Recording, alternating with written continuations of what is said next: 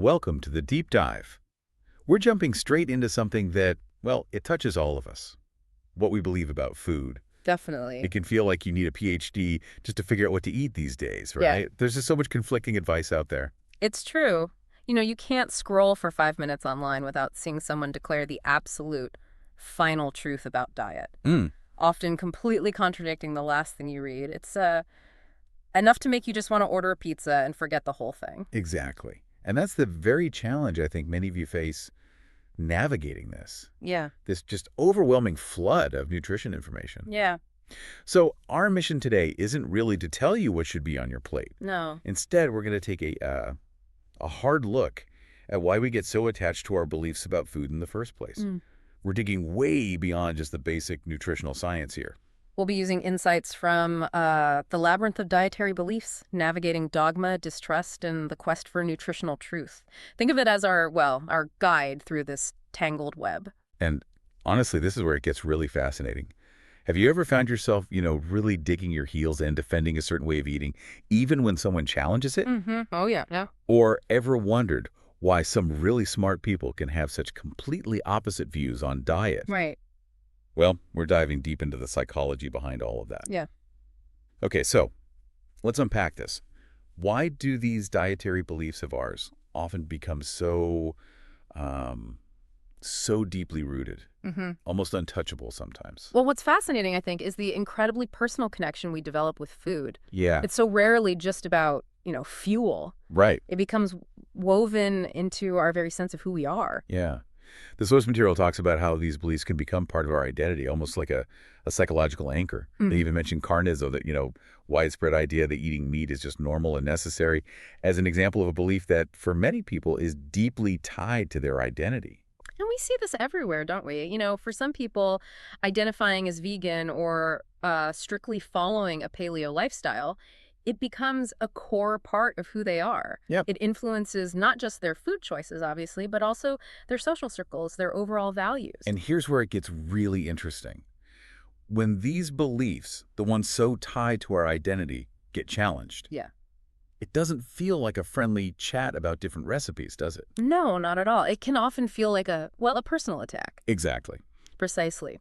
The text highlights something called belief perseverance, this really strong tendency we humans have to stick to what we already believe, even when we're faced with pretty clear evidence that contradicts it. It's sort of like our brain's way of protecting our ego, helping us maintain a consistent sense of self. That totally explains why some online food debates get so incredibly heated. Oh, absolutely. It's not just about the food itself. It's about protecting that image we have of ourselves.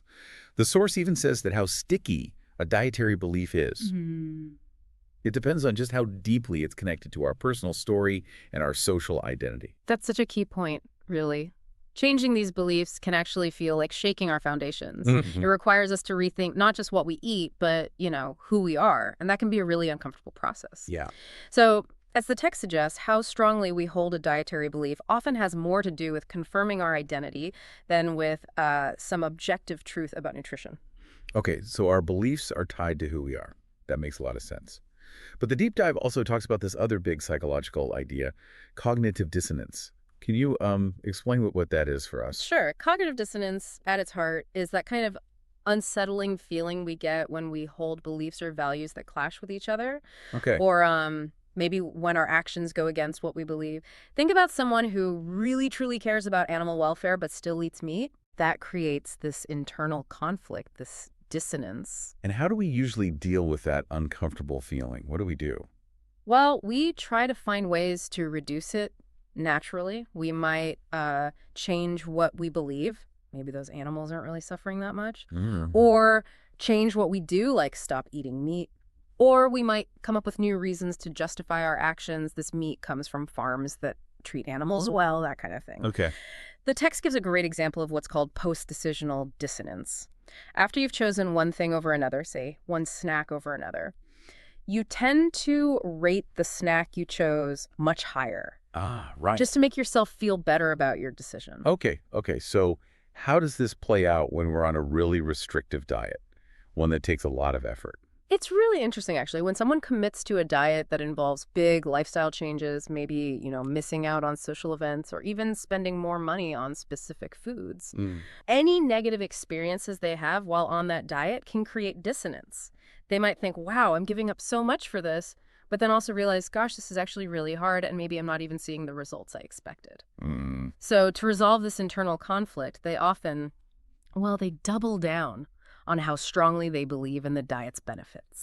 So they believe in it even more to justify all the effort they're putting in. That makes sense. Exactly. They might start actively looking for success stories from other people on the same diet, which, by the way, is confirmation bias in action, something we'll definitely get into more. Okay. And they might also be more critical of other diets, alternatives.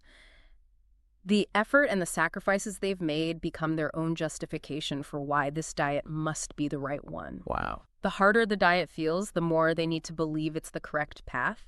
Right. It creates this kind of self-reinforcing loop. Right. And that helps explain why people might stick to really restrictive diets, even if they're facing negative consequences or seeing evidence that contradicts the diet's claims. Yeah. They've invested so much, they just need to believe it's worth it. That's such an important insight. Okay, so beyond our identity and this need to reduce internal conflict, our brains also take shortcuts, right? The deep dive mentions heuristics and cognitive biases. It's like our brains are trying to navigate this crazy world of nutrition as efficiently as possible. But sometimes those shortcuts, they can actually lead us down the wrong path. Precisely, yeah. When we're faced with just so much information, our brains naturally use these mental shortcuts. And while they can often be helpful in making quick decisions, they can also lead to predictable errors in our thinking, especially in a field as complex and, frankly, information-saturated as nutrition. Okay, well, let's start with confirmation bias. I think we've all been there. It's basically seeing what we already believe, right? That's the core of it, yeah. Confirmation bias is our tendency to actively look for, interpret, favor, and even remember information that confirms what we already believe, while at the same time kind of downplaying or completely ignoring anything that goes against our beliefs. Right. It's not necessarily that we're trying to be dishonest, it's just how our minds tend to process information in a way that keeps our existing views consistent. So for you, our listener, think about the last time you researched a diet.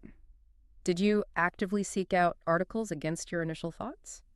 Probably not. Or did you primarily focus on those that confirmed them? That's confirmation bias in action. So if I already believe that, say, carbs are the devil, I'm much more likely to read articles and follow people online who say the exact same thing. And I might just dismiss any studies that actually show carbs can be part of a healthy diet. Exactly. And modern social media algorithms, gosh, they really amplify this. They create these echo chambers or filter bubbles where you're mostly seeing content that agrees with what you already think, which just makes those beliefs even stronger and kind of shields you from different points of view. The text also points out that even in scientific research, the researchers themselves can unintentionally look for and interpret data in a way that confirms their own hypotheses, which is, another form of confirmation bias. It's like we're actively building this bubble of information around us, one that supports our dietary identity and our own sense of nutritional expertise. Yeah.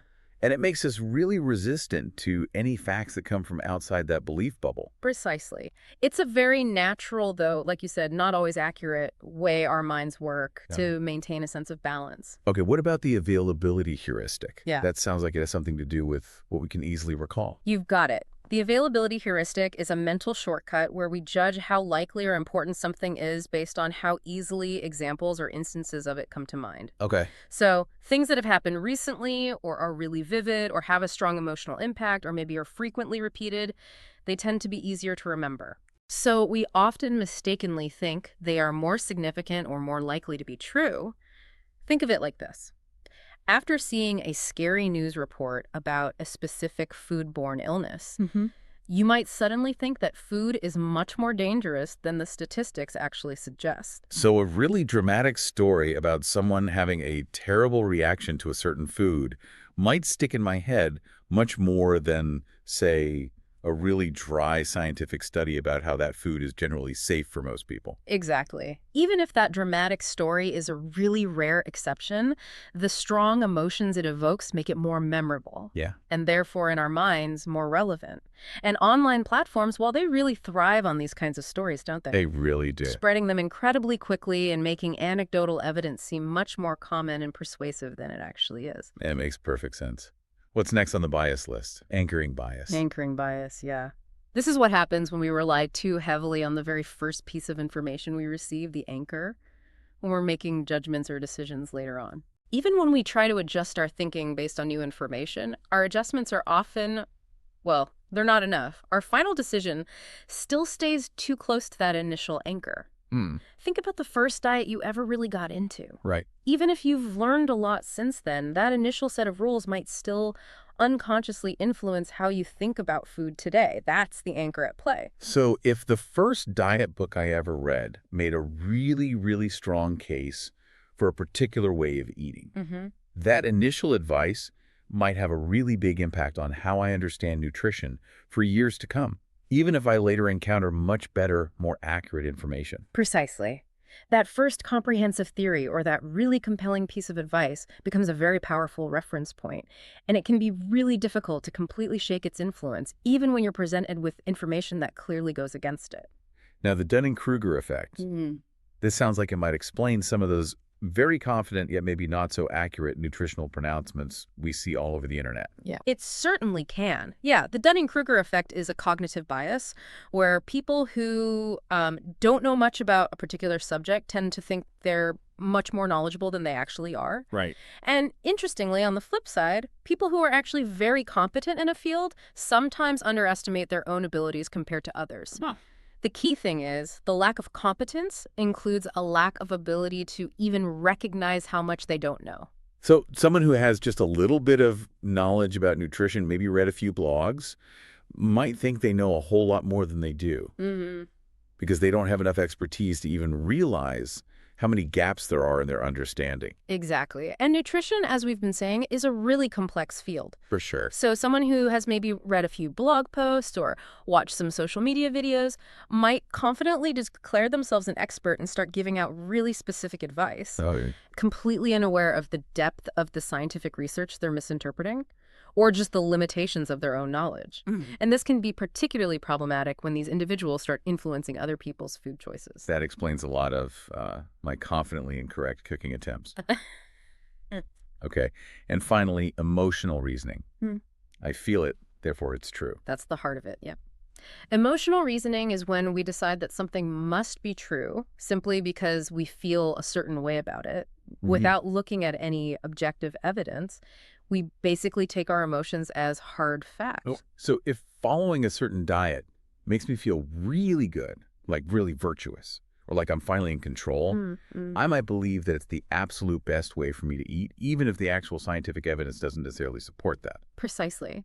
The positive emotions that we associate with a particular diet, like feeling clean or maybe being part of a really supportive online community, can really reinforce how true we believe that diet to be. And similarly, really strong fears about certain foods or food groups can lead us to stick rigidly to very restrictive diets based on those feelings rather than on, solid scientific evidence. It's really amazing how all of these different biases can kind of work together, creating these self-reinforcing cycles that really solidify our dietary beliefs, often for reasons that have very little to do with actual objective nutritional science. They create this kind of mental ecosystem, you could say, that really protects those beliefs regardless of how accurate they might be. Now, with all this constant information overload we're facing, I mean, it makes sense that we'd be drawn to something simple. The deep dive touches on this idea of decision fatigue. Yes, absolutely. In today's world, we are just bombarded with health and nutrition advice. It's coming from every direction imaginable. Totally. And this constant flood of information can lead to what's known as decision fatigue, where the sheer number of choices we have to make it really drains our mental energy. It's like our brains just get tired of constantly weighing different options and making decisions about what we should eat hour after hour. Exactly. And when we're experiencing decision fatigue, we become much more likely to take mental shortcuts, rely on really simple strategies, or even just try to avoid making decisions altogether. Right. We might just automatically go for the easiest option, even if it's not the healthiest one for us in the long run. So in this overwhelming landscape of often conflicting information, a dietary dogma that's really simple and clear-cut, just eat this and never eat that, that can become incredibly appealing. Oh, for sure. Because it really reduces that mental burden of having to constantly figure things out. Precisely. It offers a sense of certainty and control in a world that feels very confusing. Adopting a dietary dogma essentially outsources the complex process of making nutritional choices to a prepackaged set of rules. It might not be the most accurate approach, but it certainly feels easier and less mentally taxing. In a way, these dogmas really thrive because of the information overload. Yeah. They offer this illusion of effortless navigation through a very complex field. That makes perfect sense. Okay, so we've talked about the psychology behind why we hold these strong beliefs and the mental shortcuts our brains take. Now, let's dive into the social side of things. Food is so much more than just fuel for our bodies, right? Yeah. It's deeply connected to our social lives and our identities. Absolutely, yeah. The choices we make about food often act as really powerful signals of who we are and the social groups that we feel a part of. The deep dive talks about dietary choices as social identity markers and how we end up forming these dietary in-groups. Can you tell us more about that? Well, social identity theory suggests that a significant part of how we see ourselves actually comes from the groups we belong to. Okay. And dietary choices like deciding to be vegan or follow a paleo diet or adhere to a specific cultural way of eating, they can become really important criteria for forming these groups, or in-groups, as you said. We naturally connect with other people who share similar beliefs and practices around food, and that creates this strong sense of belonging and mutual understanding. So the way we eat becomes more than just a personal choice. It becomes a lifestyle almost. And a public statement about our values, whether those are ethical concerns, a belief in ancestral health, or something else entirely. Exactly. And once we identify strongly with a particular dietary group, the norms and values of that group really start to influence our behavior and even how we see the world, often going way beyond just what we put on our plates. It's almost like there are social rewards for sticking to the dietary rules of the group then. Absolutely. And it goes even deeper than just that. Research has actually shown that our social identities can influence how we even perceive the taste and how pleasant we find certain foods. Really? Wow. Yeah. Foods that are associated with our in-group or our dietary tribe can literally taste better to us because of all those positive social and emotional connections we have with them. Wow, that's fascinating. So it's not just about the actual physical taste of the food. No. It's about all the social meaning that's attached to it. That would definitely make people want to stick to those in-group dietary norms and really strengthen the group's bond. Precisely.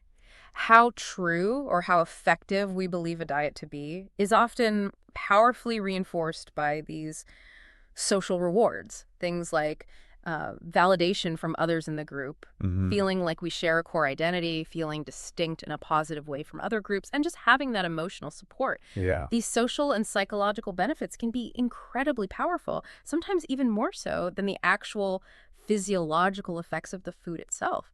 So even if a diet isn't objectively the healthiest, the positive social experience can make it feel like the right thing. So when these dietary choices become so tightly linked to our social identity, it can lead to what the deep dive calls tribalism in health debates. That sounds a little intense. It can be, yeah. When our food choices become a central part of how we see ourselves socially, it can lead to really strong loyalty to our own group, our tribe, and sometimes a corresponding suspicion or even negative feelings towards people who eat differently. It's that classic us versus them mentality, just applied to the world of nutrition. We definitely see that play out online, with different dietary groups often being quite critical and sometimes even hostile toward each other. Exactly. This in-group favoritism, where we automatically favor our own group, and out-group derogation, where we tend to view other groups negatively, it can really get in the way of having productive conversations and understanding different perspectives. Online forums often become these echo chambers where different dietary tribes mostly just interact with their own members, constantly reinforcing their own views and sometimes aggressively attacking other groups. And the digital environment really seems to fuel this, doesn't it? The deep dive mentions these echo chambers and filter bubbles. Yes. And it's interesting, while there's a lot of discussion about how algorithms might create filter bubbles in the broader news context, when it comes to specific interests like dietary beliefs, people often actively seek out information and communities that already agree with their views. So that naturally creates those echo chambers where you're primarily exposed to information that confirms what you already believe, and you're kind of shielded from dissenting opinions. So if I'm really convinced that a certain diet is the only healthy way to eat, I'm likely to join online communities and follow influencers who say the same thing. And I might actively avoid or dismiss anyone who disagrees with me. Precisely. And social media platforms themselves can actually amplify this process. Content that's, emotionally charged or strongly confirms existing biases tends to get more engagement. So algorithms might unintentionally promote more divisive or tribalistic content, which makes it harder for people to find balanced information and easier for them to become really entrenched in a specific dogma. The digital ecosystem can really act as an active force in polarizing the landscape of dietary beliefs. It's like we're building these digital fortresses around our dietary beliefs. Okay, so we've talked about our own individual psychology and these social pressures. Now, let's think about the role of trust, or maybe the lack thereof, in the institutions that are supposed to be guiding us on nutrition. The deep dive talks about the shadow of betrayal. Yeah, and this is huge. Public trust in the institutions that are supposed to be giving us reliable health and nutrition advice is absolutely crucial. But unfortunately, there's a history of events that have really eroded that trust, which leads people to be much more skeptical of mainstream recommendations. The key takeaway here is that past perceptions and sometimes the reality of biased or flawed official advice have created this lasting skepticism many people still carry. The deep dive brings up the food pyramid and the dietary guidelines.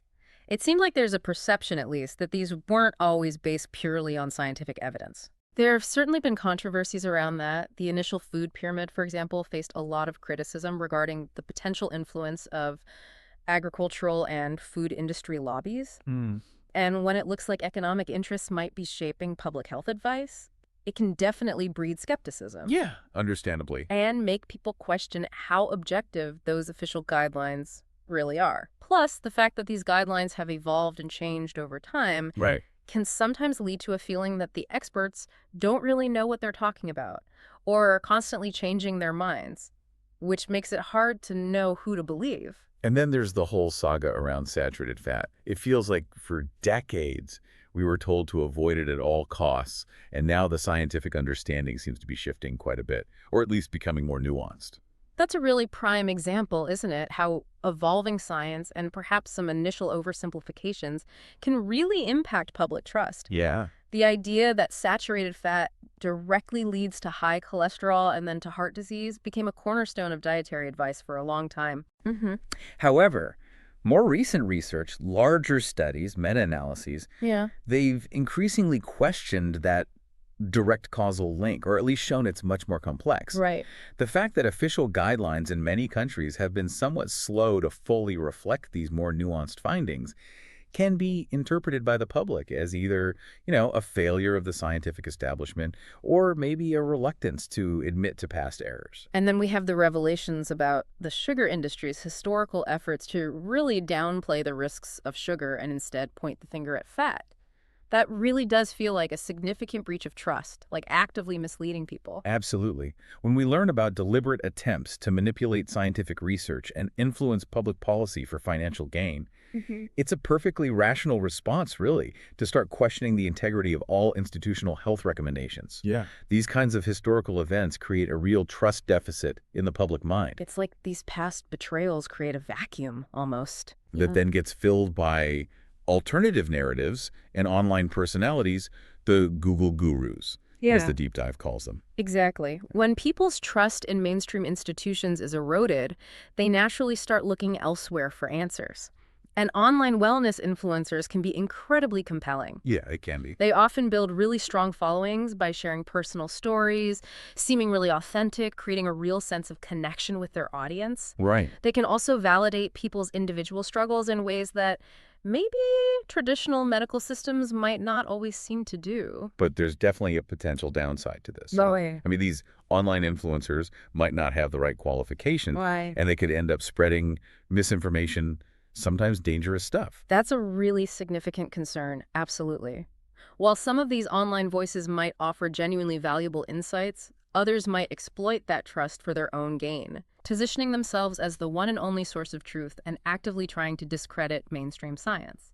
This can create a really strong us versus them mentality among their followers and isolate them from more balanced and evidence-based perspectives. And this search for answers outside of the mainstream can sometimes lead to some pretty extreme dietary dogmas, like orthorexia nervosa, that obsessive focus on healthy or pure eating that can actually become quite unhealthy in itself. Orthorexia is a really clear example of that, yeah. It shows how a person's pursuit of health, especially when it's fueled by distrust of conventional advice or maybe strong personal need for control, can actually morph into a very rigid and ultimately harmful dogma. The focus shifts away from actual overall well-being and becomes this obsessive adherence to a self-defined set of very strict and pure eating rules. And then we also see the rise of these really restrictive diets, like the carnivore diet, for example, gaining a lot of traction online. Right. These kinds of very extreme dietary patterns often promise very rapid and dramatic results, partly because they eliminate huge categories of food, including processed foods, which can lead to some initial subjective improvements for some people. Sure. And they tap into that human desire for definitive answers. Social media communities can really amplify these trends, fostering very strong in-group loyalty and a really dogmatic adherence. Yeah. Sometimes with very limited long-term scientific evidence to back them up. It feels like the digital age has definitely made information much more widely available, which is great in some ways. But maybe it's also blurred the lines when it comes to who is a credible expert. That's a really insightful point. Yeah. Charismatic individuals who might not have any formal credentials can gain a huge amount of influence online. Right. And the algorithms that drive these platforms, well, they can sometimes inadvertently amplify more dogmatic or sensational content simply because it tends to generate more engagement, more clicks, more views. This can make it much harder for people to find balanced and reliable information and easier to get drawn into these more extreme ways of thinking. The Google guru isn't just found, they're often actively promoted within a curated digital ecosystem. Wow. Okay. Now, the deep dive also touches on these fascinating fields of nutrigenomics and epigenetics. While they offer so much potential for understanding personalized nutrition, it sounds like they can also be a source of confusion and even fuel new dogmas. Absolutely. And it's a double-edged sword, really. While these fields hold incredible promise for understanding the intricate ways our genes and our diet interact, the inherent complexity can be very easily misinterpreted or even deliberately exploited. The idea of having a completely personalized diet based on your own unique genetic makeup is very appealing, right? But the reality is that genetic tests that offer overly simplistic dietary advice based on maybe a limited number of genetic markers, they can actually be quite misleading. They might lack proper validation. So people might end up adopting really restrictive diets based on a misunderstanding of their own genetic predispositions, thinking it's super scientific. Exactly. And if that very specific personalized advice doesn't end up giving them the results they were hoping for, it can actually further erode their trust in both genetic testing and in mainstream nutrition in general. The desire for this supposedly genetically perfect diet can actually feed into entirely new forms of dietary dogma, often ignoring the very important roles of other factors like epigenetics, how our environment changes gene expression and the health of our gut microbiome, and just general lifestyle factors. It's like we're constantly searching for this one single biological key, when the whole picture is actually so much more complex and interconnected. Okay, so we've explored the psychological, the social, and the institutional factors that shape our dietary beliefs. But our relationship with food is also deeply personal and cultural, right? Absolutely, yeah. Our dietary choices are very heavily shaped by the cultural frameworks that we grew up within and the personal narratives that we construct around food throughout our lives. The deep dive talks about food as a cultural belief system. Can you tell us a bit more about that? Well, fields like nutritional anthropology and the sociology of food really highlight the fact that food is so much more than just a source of nutrients. Yeah. It's a really central part of our cultural expression, how we organize ourselves socially, and our fundamental belief systems. What one culture considers a delicious and perfectly normal food, another culture might find completely taboo or even disgusting. Yeah. These cultural definitions of what is and isn't food are deeply rooted in history, the local environment, religious beliefs, social structures, all sorts of things. And these cultural food rules and beliefs are often passed down through generations, starting from a very young age, I imagine. Exactly. We learn about food primarily through our families and our communities. Our caregivers are kind of the gatekeepers. These patterns of eating and these beliefs about food become very deeply ingrained, almost unconscious, and can be incredibly resistant to change, even when they might not necessarily align with what we know about optimal nutrition from a scientific perspective. Right. Challenging these deeply ingrained cultural food rules can even feel like you're questioning your own heritage and your sense of belonging to your community. Wow. That really explains why it can be so difficult for people to make dietary changes that go against their cultural norms, even if it's for clear health reasons. And then on a more individual level, our food choices are also very much shaped by our own personal stories, our narrative identity, as the deep dive calls it. Yes, that's right. As human beings, we make sense of our lives by creating personal stories about ourselves, right? And our consumption habits, including what we choose to eat, play a really significant role in how we express and maintain our identities within those ongoing stories. A particular diet can become a really central theme in someone's life narrative. Yeah. Maybe it's a story of healing from illness, or a symbol of their personal discipline, or even a way for them to feel like they belong to a certain group. Sometimes, even things like eating disorders can be seen in a way as embodied acts, where a person's life narrative and their concept of their own body become very closely intertwined with their relationship with food. That makes so much sense, especially when you think about how food can be so strongly tied to personal experiences like trauma and emotional regulation. Absolutely.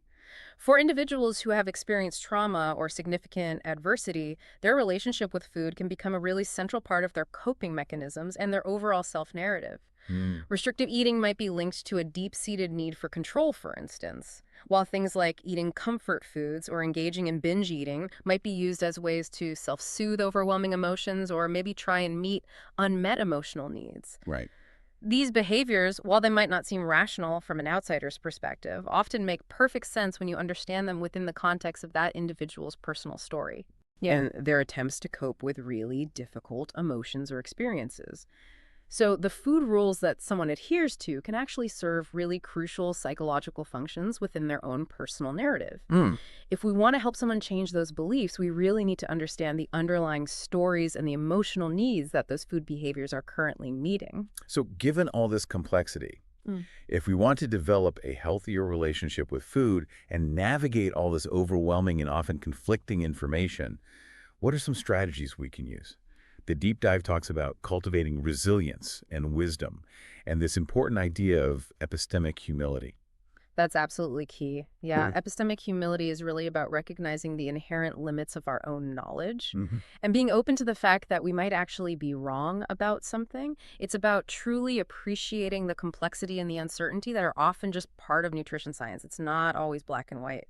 And it sounds like that process really starts with actively fostering our critical thinking skills when we're evaluating any kind of dietary information we come across. Absolutely. We need to make a conscious effort to question the source of the information, what its purpose is, who funded it, what the quality of the evidence is, how current that information actually is. Right. Especially when we're looking at things online. There's some really key questions we should always ask ourselves about any website or platform that's giving nutritional advice. Who runs it? What are their credentials? Is the information they're providing based on solid evidence? Are they trying to sell me something? Are there any potential conflicts of interest that I should be aware of? Good questions. And we also need to get better at recognizing the common tactics that some online gurus use, relying on charisma instead of credentials, creating an us versus them mentality, or promoting unproven and often unrealistic solutions. And crucially, we need to take the time to reflect on our own potential cognitive biases that might be unconsciously skewing how we perceive information. Am I falling for confirmation bias right now? And instead of getting really attached to rigid dietary dogmas, we should really aim for what the deep dive calls cognitive flexibility. Right. That is, the ability to consider different perspectives and to adapt our thinking as new and better evidence comes to light. Exactly. True resilience in the world of nutrition isn't about finding one single perfect diet and sticking to it no matter what. It's about developing the ability to adapt our eating practices based on the best available scientific knowledge and our own individual health needs, while always maintaining a critically evaluative yet open-minded stance. The deep dive also brings up this really interesting idea of terrain change. That is, focusing on modifying our surrounding environment to support healthier choices rather than just constantly trying to rely on sheer willpower, which often fails, let's be honest. That's a really empowering concept, I think. Instead of constantly blaming ourselves for a perceived lack of willpower when it comes to our food choices, we can actually focus on understanding all the different internal and external factors that influence what we eat, and then take proactive steps to modify our environment, our homes, our workplaces, to make healthier options much easier and less healthy options less accessible or visible. Right, like putting the fruit bowl out and hiding the cookies. Exactly. It's really about working with our natural tendencies rather than constantly fighting against them, using choice architecture to nudge ourselves. Finally, this was a fascinating, a little unexpected point. The deep dive briefly touches on the potential role of psychedelics in helping to unlearn and reframe really deep-seated beliefs. Framing this very carefully as a parallel or a metaphor. Yes, and it's really important to emphasize that this is absolutely not an endorsement of using psychedelics outside of carefully controlled therapeutic research settings. Right, definitely not. However, the processes that are being explored in psychedelic-assisted therapy, particularly for conditions that involve very rigid patterns of thinking and deeply ingrained trauma, they can offer a metaphorical lens for understanding the depth of work that might sometimes be necessary to really shift those very entrenched dietary dogmas, especially the ones that are strongly tied to our sense of identity or past difficult experiences. Okay. It suggests that sometimes just having new intellectual insights isn't enough. We might need experiences that allow for a kind of loosening of those very rigid beliefs and a fundamental reframing of our personal narratives around food. So just to wrap up this deep dive then, we've seen how our beliefs about food are shaped by this incredibly complex mix of psychological factors, like our deep need for identity and to avoid feeling uncomfortable, the cognitive biases that can so easily mislead us, the powerful social pressures from our dietary tribes, and the historical context of trust and distrust in the institutions that are supposed to guide us. Yeah. And then, of course, our individual culture and our own personal stories add even more layers to this already intricate picture. And the key takeaways for you, our listener, are that our beliefs about food often serve really important psychological needs related to our identity, our sense of belonging, and our need for control. Right. We've also seen how cognitive biases can really distort our understanding of nutritional information, and how distrust in established institutions plays a significant role in why many people are drawn to alternative and sometimes very dogmatic dietary approaches. Finally, we've touched on how deeply our culture and our own personal narratives influence our relationship with food, ultimately cultivating that sense of epistemic humility. And really honing our critical thinking skills are absolutely essential tools for navigating this incredibly complex and often confusing dietary landscape. So here's a final thought for you to really chew on, our listener. Now that you've unpacked some of these really powerful underlying forces that shape our dietary beliefs, how might you approach your own beliefs about food and all the information you encounter with a fresh new perspective? What anchors might be unconsciously influencing your current views? It's definitely something to really think about. Thanks for taking this deep dive with us.